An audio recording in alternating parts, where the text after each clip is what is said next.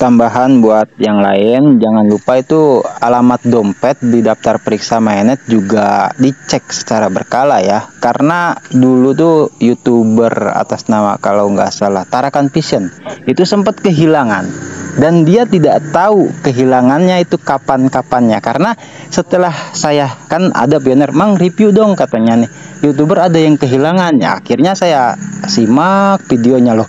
Ternyata itu dompet itu alamatnya ya kan di antara nomor 3 daftar periksa Mynet dan nomor 9 itu harus sama.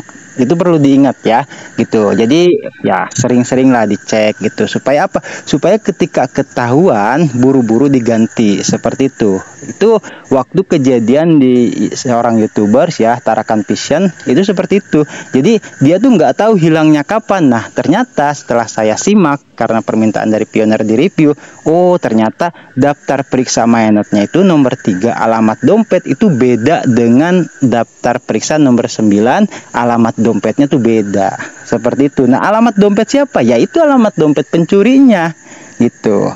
Itu perlu gitu ya untuk dicek secara berkala. Saya juga jarang buka P-Wallet sih, cuman ya minimal gitu loh. Bagi pioner itu kadang kan cukup merepotkan kalau untuk buka P-Wallet ya harus tempel perasa sandi gitu kan. Karena ada banyak juga pioners yang sudah tidak menyimpan perasa sandinya di HP untuk keamanan juga gitu. Karena apa? Ya misalkan tadi seperti Bu Noni katakan itu di print, di fotokopi dan sebagainya, atau saya sih lebih merekomendasikan itu untuk ditulis tangan.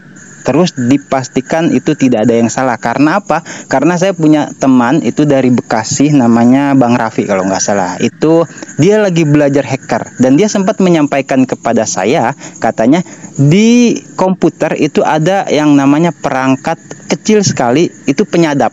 Jadi sebesar kelingking lah misalkan itu ketika ditempelkan di komputer. Nah ini kan kalau misalkan masuk ke fotokopi atau di print dan sebagainya itu bisa kesadap.